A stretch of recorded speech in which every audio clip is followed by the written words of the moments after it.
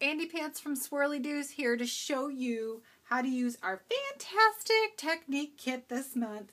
We got gelatos, and with our gelatos we got tons of these fantastic little tools to use with them and to do all sorts of great things. And we also got some really neat different papers from Tattered Angels. I've used the brushed cotton here. We're going to go ahead and play with this a little bit today. I'm going to show you how to make a background using your gelatos and using some of these different little tools and the stamps that came with the kit this month. So let's go ahead and get started. Remember, any sort of stamping that you're going to do, you're going to want to do with an ink that is non-water soluble. And the reason is because we're going to be playing with some water, because these gelatos are very much water soluble. They will smear with water, so you don't want to use an ink like Distress ink that will also smear with water. You want to use something that even when it gets wet, it's still good to go. The other thing you want to remember when working with gelatos is this. The best way to work with any color actually is to go lighter to darker. Okay? Always do your layers lighter to darker, and it is a really good idea to use the black and white as highlights and lowlights, maybe to give it some grunge or that sort of thing. So I'm going to go ahead and get started. I really like these little frame stamps that came with the kit, and I am just randomly going to stamp pieces of these images on my paper. I've never used this paper before. I really have no idea how this is going to turn out. So this is as much an adventure for me as it is for you.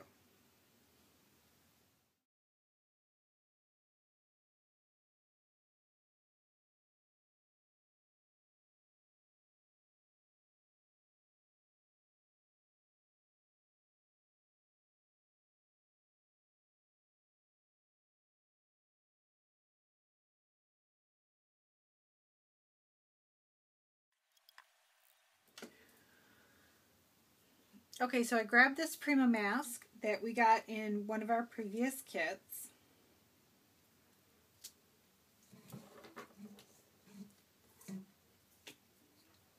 And I'm going to use a darker orange. Actually, I'm going to save that. I'm going to use this medium color orange and just make a mess.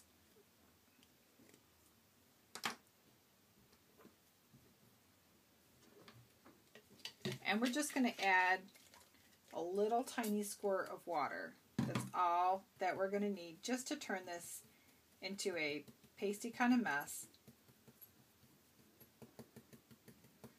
And we're going to use our stipple brush.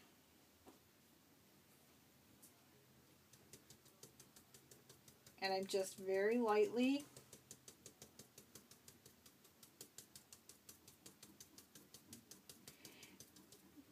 going over my mask with my stipple brush. So here I'm using the stipple brush with quite a bit of water, as you've just seen, and drying. And now I'm taking a separate mask and going over some of the same area, even overlapping my masks. And I've just put my gelatos, again, right on my craft mat, but then I didn't add any water. I just did it dry, just to get a darker kind of color.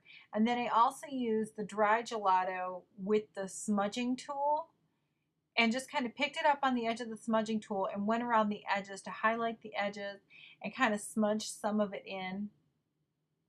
You can see where I'm bringing the color down, and it just kind of helps to draw that color in and give it a real nice blended effect. And then I added some extra yellow there at the end because I felt that area needed some more.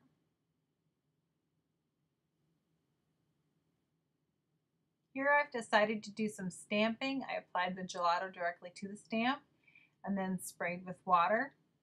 And then I kind of stamped off my paper first. I also used a lid to my Mod Podge to stamp the rings on my paper.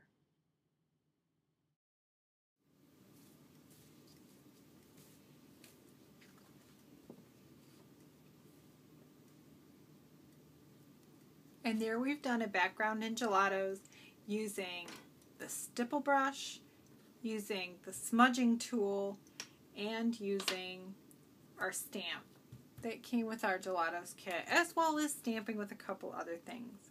So this paper, very thick, very resistant to water. The water doesn't seep in.